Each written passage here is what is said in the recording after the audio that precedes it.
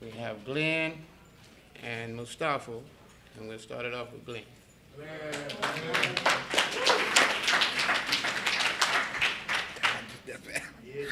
Hi, family. I'm grateful for that. My name is Glen C. And first things first, right? First things first. I always try to thank God. And that's not for anything. That's for everything. I'm talking about the good, the bad, and the indifferent. You know, like if you're new to Narcotics Anonymous, like welcome. You know, like coming down here, right, from Virginia, like I tried not the whole trip to focus on what I was going to share, what the topic was. I said, I'll wait till I get here. Whatever God going to do, God going to do. So whatever you're going to do, I'm going to be just as surprised as y'all are. No, I'm for real, because like, I don't know. But what I do know is that, like, I'm an addict, right, who come from the streets of New York, Brooklyn, Bed-Stuy, do-or-die Bed-Stuy. I come from abandoned lots, right? I heard somebody share earlier, abandoned miniums, rooftops, train tops, living in the bottoms of the subways. That's where I come from. Look, I'm going to share this with y'all, and I'm going to take an NA risk, right? I'm going to take an NA risk right now and share it with y'all that, like, I smoked crack. No. But it's okay. It's okay, because you know what? Like, look, y'all gave me some literature, right? When I got here, y'all good, coffee drinking, hugging people, love you lots people, said like, when at the end of the road, we find that we can no longer function as a human being, either with or without drugs. What is there left to do? It said either go on to the bitter end, jails, institutions, or death, or find a new way to live, right? So how about this, right? Like February 7, 1998, I got released from Rikers Island one more time, right? They said, like, you need to go to this halfway house. Don't go back to East New York. Anybody know? Anyway, East New York, right, was my stomping ground, right? Like Van Sickle and Liberty, right there by the scrapyard where the abandoned lot was. Because see, like, look, I don't know, like, for the end of the road for an act like me, right? Look, I smoke crack. I smoked so much crack that I used to get so paranoid out of my mind, right? I used to think the people in front of me were following me. Mustafa, that's how bad it got. I'm talking about at the end of the road. Like when there was nothing else left. And if I didn't get the paranoia, you done sold me a dummy. Oh, I got $5 more. Let's try this one more time. So I'm talking about, could it be the drugs? Was it really the drugs? Was before all that transpired, like, after I started getting here, and I started doing some step work, and I started getting with a sponsor, and I started making meetings, and y'all started sharing that good, loving stuff with me. You're hugging people. Anyway, right? So it said, like, maybe, just possibility, it might have been some of the behaviors that you had long. Look, I'm a literature person, so I believe in the literature. I come from a literature family, right? My sponsor is Cornell W. My home group is back to life. I just celebrated 14 years last week, right? Last Saturday, this time. Right? And I share that for identification for the newcomer, that if you stay here a day at a time, it could happen for you. Because when I got here, right, I was an addict with a bright idea. Oh, okay, I'm the only one. Anyway, right?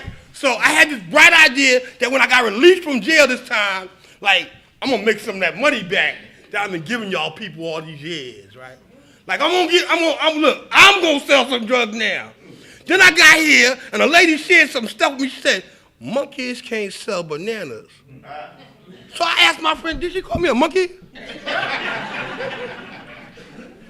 Oh, okay, no. So when she said that with me, I said, okay, and I chalked that one off for experience, right? So in the literature, right, because y'all gave me the literature, my sponsor said, listen, if you don't do nothing else, embrace the literature. Because the literature's going to talk to you. It's got a voice of its own. It's going to say something just to you. Just to you. So in our literature, right, in step 1, in Works Out Why, page 14, it says, the disease of addiction can manifest itself in a variety of mental and obsessive and compulsive actions that have nothing to do with drugs.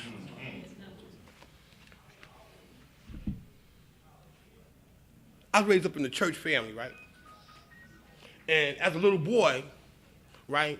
Because see, I'm the baby in my family, right? And I would get in trouble all my life, right? I had behaviors all my life, and I can recognize that now through the step work process. Like I would get suspended every 2 weeks from school, right?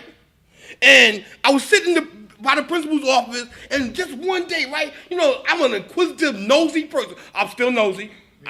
Okay. Anyway, right? So I had a set of keys, right? And on this set of keys, you know those old skeleton keys they used to have? Well, I'm sitting by the principal's office, right? Like I always do, waiting for them to call my mother up to school. And some said, take the key and stick it in the electric socket. And I did. And I did. And it started sparking and started flying, and I got excited. I'm talking about, you know, that feeling of elation. So I kept always doing stuff to get attention. I've always been an attention seeker. Look at how I dress. Look at how I wear my hair. I still am an attention seeker because there's an inability in me some days, on any given day, that tells me I need y'all to love me more than I know how to love myself. I'm talking about like some days, even with some time clean. With some time clean. When I'm in, look, cause like I just got out of a marriage that, and I'm not gonna talk about that, I don't talk about me, right? That I wanted you to love me so much. I wanted you to love me so much. But how about I didn't know how to love myself? Like we've been married for 8 years. And like, look, I know how to piss women off. This is how I piss y'all off, right? When you start at me, this is what I do. I shut up. And I shut up for weeks, for months at a time. And I walk around the house. And y'all can't stand that because I won't feed back into it.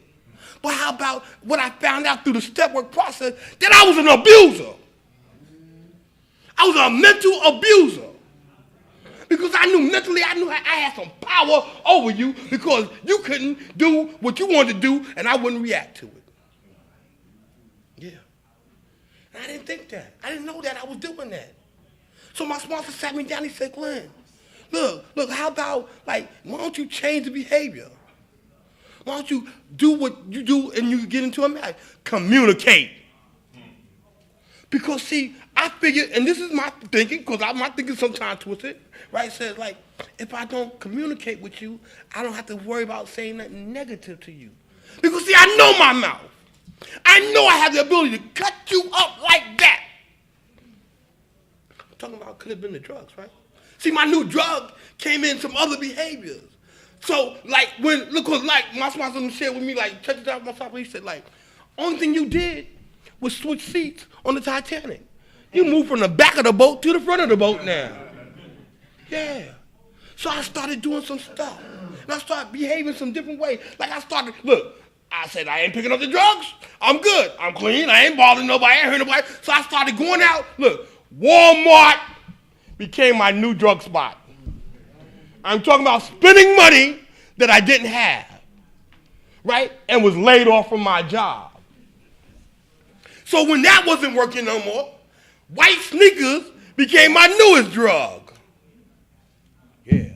Cause I had 14 pairs of white sneakers, and my wife said, if you bring another pair of sneakers up in this daggone house. I'm like, I ain't hurting nobody. I like looking good. So how about this? Because this is a disease, and we were talking about earlier, how the tentacles of this disease will switch on you, right? So like when the wife left, right? And I was left by myself, and there was nothing else left. Like how about my new drug became a pair of baby fat jeans and a tight top. Okay. Yeah, I'm gonna talk about me. Yeah, I'm gonna share about the shit that I do, right? With time clean in the fellowship, with time clean in the program, not want to work steps, not want to get with my sponsor, want to back away from the fellowship, because y'all talking about me now. Because like people took some sides in this relationship. And like I would say, damn y'all, I'm not messing with y'all no more. The only person I was saying damn to was myself. Like the disease was manifesting itself saying, like, check this out, Glen, you don't need them no more. You got time clean, you ain't gonna go use, you ain't gonna go pick up no drugs. But how about like I don't know what kind of disease was gonna back me up in that I might have used something else differently. And earlier my friend was talking about it, right? Like the Viagra. Yeah, I'm gonna say about that one. Yeah.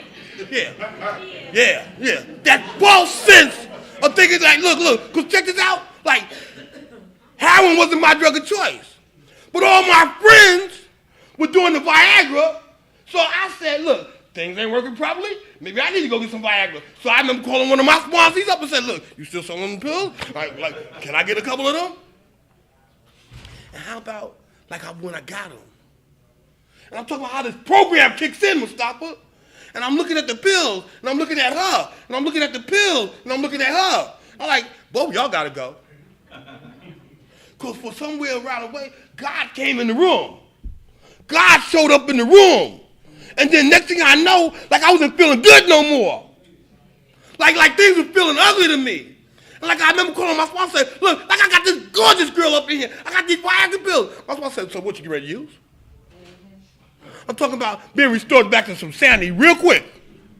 With time clean. 12 steps. 12 traditions. 12 cops. Sponsors sharing, speaking all over the country, addict like me. Yeah. See, because disease don't care nothing about all that. I got a disease that tell me it's okay. You can live, share clean and live dirty. Oh, I'm the only one. Okay, anyway. So, right? So stuff like that was going on in my life, and I had to, like, get a grip because, like, I called my sponsor and I said, sponsor, like, I need help. So my sponsor said, like, okay, let's pray. He said, like, what's wrong with some prayer back in your life? Because you stop praying, you stop making meetings, you're pushing away from the sponsorship fellowship, you're pushing away from the meetings and everything. Like, let's pray together. So now, how about my disease said, forget Virginia, I'm going to leave Virginia. Right? So, October the 1st of 2010, I made a conscious decision to pack up my car and move all the way to upstate New York in a little town called Hillsdale, New York, right? Where there were no meetings. No meetings. And I separated myself from the atmosphere of recovery. And I'm talking about living clean and crazy as hell. And I'm running around the hills of Hillsdale, New York, acting like a fool, talking about the deers and the raccoons and the bears. Oh my! Not reaching out to the fellowship. So I said, okay, I got to do something. I know I need to be restored, Mustafa. So I said, okay, I'm going to the other fellowship. Yeah, I did. I can say the other fellowship. Shit, thank God for them. Thank God I found a 12-step program somewhere. And what happened for me was that I knew that I need to get back to my basics. I'm talking about the drugs, right? I'm talking about how the drugs will beat me down. See, look, I don't know how your drug relationship was, but the relationship that I had with my drugs was like this. You ever been in a relationship where you do everything for the relationship? You bring in roses, candy, diamonds, cars, houses, everything, and it just won't love you back? Well, that's how the disease of addiction was with me. I did everything for this disease. I climbed the sides of buildings, going inside the windows. You couldn't tell me I was a Spider-Man. Yes, all hours of day and night. Climb fences, chase dogs, chase me, everything, just for the disease. And it just would not love me back. Then I came here. And you people told me, y'all promised me, y'all said to me that you're going to love me in spite of my own self. Oh, God. Y'all told me. Y'all made me a promise that, like, if I stayed here long enough, the obsession and compulsion of you would be lifted. And I need to share with you. I don't know when it was lifted. I don't know when it was lifted. But when it was lifted, like God took a hold of me and said, you got to do something different. And by me doing something different, right? Like all of a sudden some stuff started happening. Like I got a child that's in my life today, right? That's 11 years old. That's not even my biological child, but I'm the only father she ever knew. Oh, God. And she calls me up. She called me up before I was coming down here and said, Daddy, you going to go share your spirit strength and hope, right? Because she's been in meetings since she was 6 months old. Said, go give him. Go give it to him. Because you're good at doing that. You've been doing that since I can remember. So I'm talking about how, like, my disease, even with some time clean, will tell me I'm still ain't shit. Still ain't shit. I got a disease that said, look, check this out. You ain't gonna pick up the chemical. But how about this? You out of town. Don't nobody know you. Give him the LA Cool J lip. Boo. Look. I'm talking about the disease of addiction that will tell me. You know you got it going on this weekend. Baby fat and apple Baby bottom. fat and apple bottom all night long. Look, pull my lock and make me call your name 3 times, boo. Talking about the disease of addiction, how it manifests itself in a wide variety of areas that has nothing to do with the drug. But thank God that I got a loving and caring fellowship that helps restore me on a daily basis back to some sanity. Because I still, on any given day, when I'm on top of the mountain, or some days I feel like the mountain's on top of me. But when I feel like the mountain's on top of me, all I got to do, and I've come to understand this today, Mustafa, is go to my knees. Go to my knees. To the God of my understanding, say, God, like I need you and I need you now. See, I recognize that today. I recognize when my disease is trying to take a hold of me today. I recognize when, like, the things that, like, look, how the disease know how to come at me, right, in areas that, like, have nothing to do with me using drugs today. It'll play on my most vulnerable situation. Like, look. They brought me back from New York to Virginia to work for a company, right, which is my cousin's company. And how about this? They made me a supervisor, right?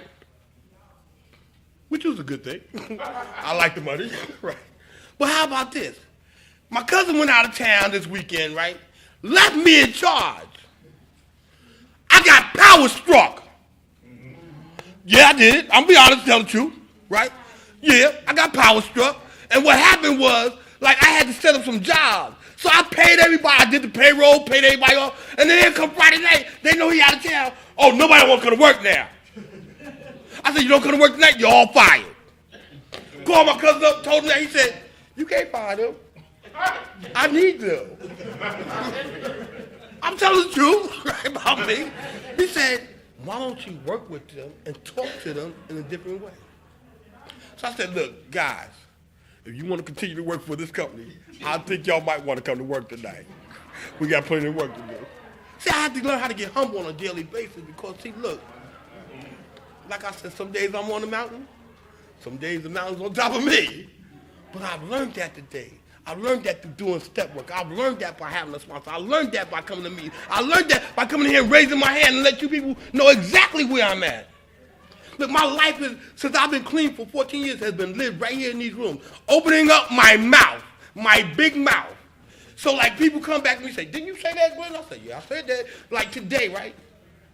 I'm going to share this. I'm going to share this. Another NA risk, right? 14 days. 14 days. I've been practicing celibacy. Yeah, it's not been easy. It has not been easy. And I've been practicing it, not for you, for me. For me. For me. Because, see, I always know how to fix on a feeling. That's always been my story. Right before that happened, I'm going to share the truth. My friend here, she'll verify if y'all want to ask about it later on. Right? Came back to Virginia, right? Messed with a newcomer. Yeah, I'm going to share my life. Tell the truth. Right? Then the newcomer called me up and said, I'm pregnant. Cool. Here's go the truth. It ain't happened. It ain't real. It was a manipulation game going on. Thought you were going to get something. I ain't got nothing. But how about, it ain't about her. It's about the behaviors that I was practicing. Yeah. I need to talk about the part I played. I knew better. But I was at a vulnerable state in my life. And I justified and rationalized the most outrageous sort of nonsense to do what I wanted to do. Yeah, see, y'all tell the truth about me. I don't work a perfect program. But I don't justify it either no more. Because when right is right and wrong is wrong, I can't go back to saying that I don't know no better no more. I know better today. I know better today. Look, I'm living my dream. Through the good, the bad, and the indifferent. That's why I always share that. That I get lessons. I get lessons. Sometimes the lessons are painful. Sometimes they're joyful. But the most joy that I get out of all is that, like, I don't use a chemical today to alter my mood and alter my mind. And that's sometimes the best thing that I can hope for on any given day. On any given day. You know, look, I know this. I'm going to share this story with you guys, right? Because I always share this story wherever I go, right? It's about an addict, right? Addict was going out of town, was going to the convention for the weekend, right? So as addicts, as men addicts, right, you know us, we want to get off fresh press. So he got to town early, right, so he goes to the barbershop, right? So he goes up in the barbershop, right, and he's trying to lay up in the barber chair. So it was a bunch of barbers in there, they were kicking a Willy Bobo. That's what we do, right? So in the barbershop, right, they were talking about this little kid that's in this town, right? So this little kid, they see the little kid coming down the block, right? So the barber said to that, watch this stupid little kid. I'm going to play this game with him. He's going to fall for it every time, right? So the little kid came up in the barbershop, right? Because they tapped on the window. The little kid came up in the barbershop, right? So the barber took a dollar bill, and he took 50 cents. And he put it in his hand, right? And he put it behind his back. He said, which hand is it in? Which hand is it in? Which hand is it in? So he held it out, right? So the little kid came over there, and he tapped the hand, and we're nothing in there but 50 cents. So the little kid was skipping on out the barbershop, all nice and dandy, went across the street, got him some candy, right? So the addict got his hair cut, now he coming down the block, he see little kid, he said, little kid, come here, little kid. Why every week they play this game with you, you keep picking the 50 cents? Little kid went to the man, he looked up at him with these tear-stained eyes. He said, I keep playing the game with them, and I keep picking the 50 cents. Because the first time that I picked the dollar bill, the game is over. I keep coming to Narcotics Anonymous, because if I don't, and I don't keep in touch with you people, you know what happens with stuff? The game is over. My name is Glen. Thanks for allowing me to share.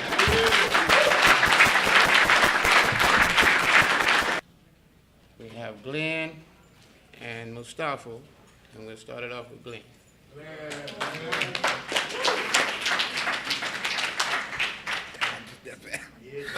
Hi, family. I'm grateful for coming. My name is Glen C. And first things first, right? First things first. I always try to thank God. And that's not for anything. That's for everything. I'm talking about the good, the bad, and the indifferent. You know, like if you knew the Narcotics Anonymous, like welcome.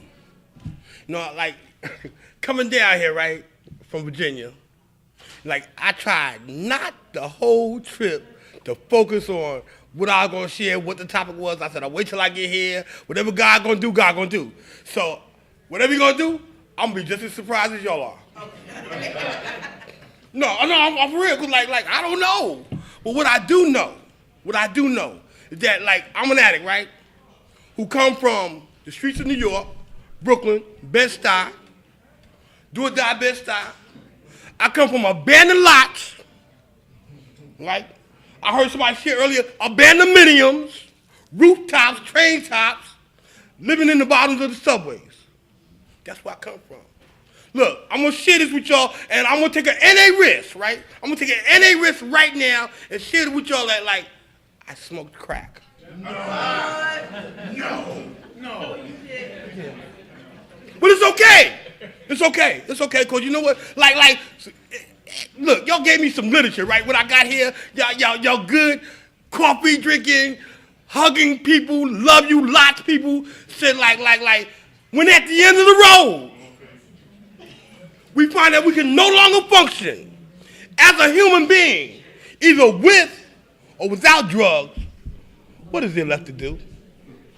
It said either go on to the bitter end, jails, institutions, or death, or find a new way to live, right? So how about this, right? Like February 7, 1998, I got released from Rikers Island one more time, right? They said, like, you need to go to this halfway house. Don't go back to East New York. Anybody know? Anyway, East New York, right, was my stomping ground, right? Like Van Sickle and Liberty, right there by the scrapyard where the abandoned lot was. Because see, like, look, I don't know, like, for the end of the road for an act like me, right? Look, I smoke crack. I smoked so much crack that I used to get so paranoid out of my mind, right? I used to think the people in front of me were following me. Mustafa, that's how bad it got. I'm talking about at the end of the road. Like when there was nothing else left. And if I didn't get the paranoia, you done sold me a dummy. Oh, I got $5 more. Let's try this one more time. So I'm talking about, could it be the drugs? Was it really the drugs?